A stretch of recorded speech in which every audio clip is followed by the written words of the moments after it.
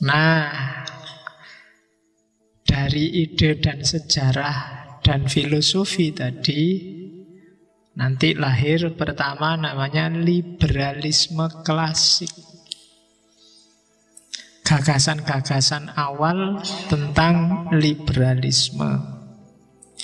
Munculnya liberalisme awal itu modelnya adalah model kebebasan negatif. Saya bilang tadi model freedom, bebas dari. Bebas dari apa saja, termasuk dari masyarakat.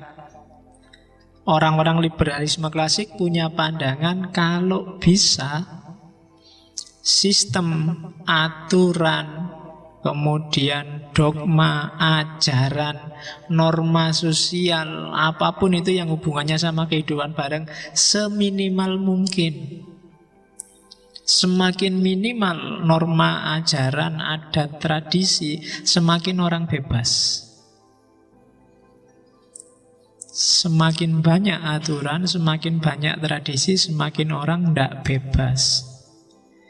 Ya saya bilang tadi, biarkan aja orang dengan kebebasannya, kecuali dalam bagian-bagian yang tabrakan. Kalau nggak tabrakan, nggak usah diatur, nggak masalah. Maka perannya masyarakat, perannya institusi sosial, institusi politik termasuk negara, itu hanya sebagai wasit. Jadi dia nggak harus main di wilayah yang dia seharusnya nggak main. Maka nanti dikenal ada pembedaan antara ruang privat sama ruang publik. Bagi orang liberal, ruang publik itu jangan luas-luas, kecil aja nggak masalah. Yang harus luas, ruang privat. Urusanmu sendiri diperbanyak, urusannya bareng-bareng dipersedikit. Nah itu semakin kita bebas. Karena bebas ini bagi kelompok liberal kan fitrah kita. Semakin kita nggak bebas, semakin kita nggak bisa eksis jadi diri kita sendiri. Semakin banyak organisasi yang kamu ikuti kan semakin banyak pagermu, semakin banyak ikatanmu, kamu semakin nggak bisa ngapa-ngapain. Tapi semakin sedikit pager, semakin sedikit aturan, kamu semakin bebas. Jadi di liberalisme klasik modelnya defensif. Jadi jangan banyak aturan, jangan banyak norma, jangan terlalu banyak adat, terlalu banyak tradisi. Itu sama dengan semakin nambah belenggu hidupmu. Jadi sisihkan sebanyak mungkin. Maka sebisa mungkin kayak ngaji ini, biar kamu bebas, jadikan dia lebih besar wilayah privatnya daripada wilayah publiknya. Ya contohnya misalnya sudahlah ngaji, ndak apa-apa, ndak pakai sarung, terserahlah mau pakai kostum apa, asal nggak pakai celana pendek apa celana dalam aja. Itu kan berarti apa? Ruang privatnya ada dan banyak.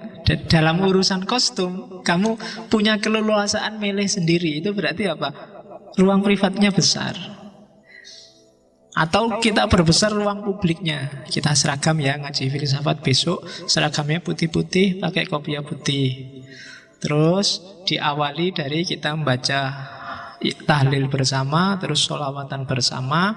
Nanti di akhirnya banyak aturannya kayak gini, namanya ruang privatnya jadi kecil, ruang publiknya yang luas. Terlalu banyak aturan, akhirnya kita tidak bebas. Kalau pas baju putihmu dicuci, kamu nggak berani berangkat, khawatir beda sama yang lain. Nah, jadi itu namanya ruang publik dan ruang privat. Makanya biasanya orang yang terlalu banyak ruang publik, hidupnya nggak bebas. Orangnya cenderung gampang stres. Ya kan, opo-opo diatur. Gini nggak boleh, gitu nggak boleh, sumpek kan kamu. Tapi semakin luas ruang privatnya, semakin kamu bisa bernafas lega. Meskipun kalau kamu nggak kenal batas, akhirnya kamu bisa bablas. Orang yang nggak ngerti batas itu kadang membahayakan dirinya sendiri juga. Jadi di liberalisme klasik sangat diwanti-wanti jangan sampai Kamu mengorbankan individu untuk kehidupan sosial. Logikanya tidak semacam itu. Logikanya adalah kalau individu-individu itu baik dan nyaman, otomatis masyarakat kehidupan bersama juga baik dan nyaman.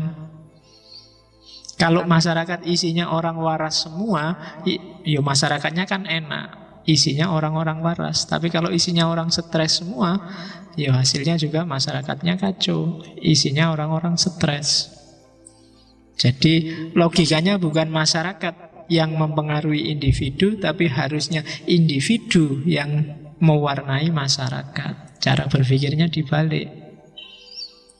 Oke, jadi Indonesia ini bangsa yang ramah apa bangsa yang mudah marah, itu tidak tergantung Indonesianya, tapi tergantung individu-individu yang ada di Indonesia. Nah, itu liberalisme awal. Gayanya kayak gini karena zaman itu orang sedang dijajah habis-habisan.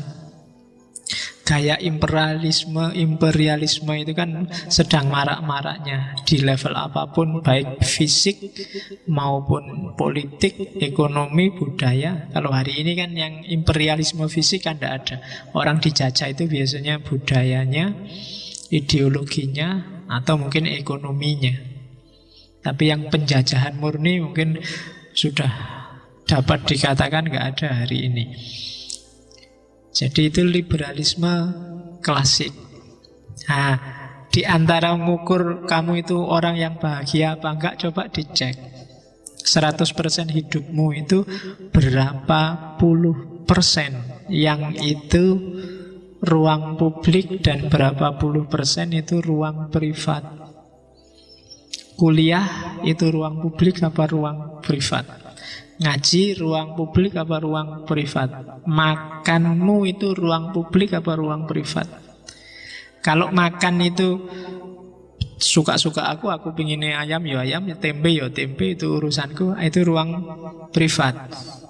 Tapi kalau kamu makan itu aturannya adalah jam sekian makan malam, jam sekian makan pagi. Ke warung itu harus kayak gini. Semakin banyak aturan. Bahkan ngambil makanan harus pakai 3 jari. Kemudian ngunyahnya 40 kali. Kemudian setiap kali sebelum makan buahnya dulu, setelah buah setiap makan diselingi minum. Wakai aturan. Tak jamin makan itu bukan sesuatu yang nikmat. Mangan wis stres kamu. Baru ngunyah, ini sudah 20 apa 21 ngunyahnya ya wis. Nggak enak. Apalagi hari ini kan begitu lihat makanan, wah ini kolesterol, ini bisa bikin diabetes, ini liver, ini wis nggak usah makan. Wong sekarang apa sih makanan yang nggak jadi sumber penyakit? Padahal sebenarnya nggak ada makanan yang jadi sumber penyakit. Problemnya di kamu sendiri.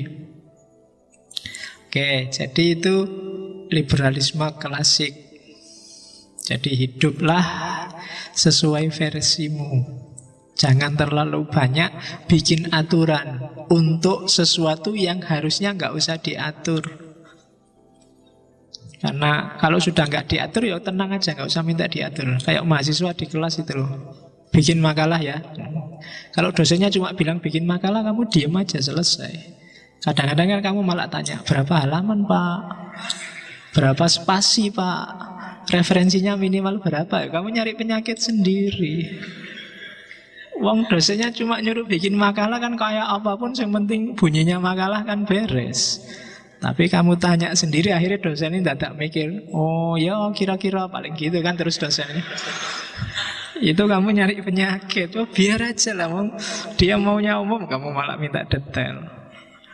Oke, jadi harusnya jadi wilayah privatmu, sakarepmu, akhirnya jadi wilayah publik, jadi aturan. Oke, jadi itu liberalisme klasik.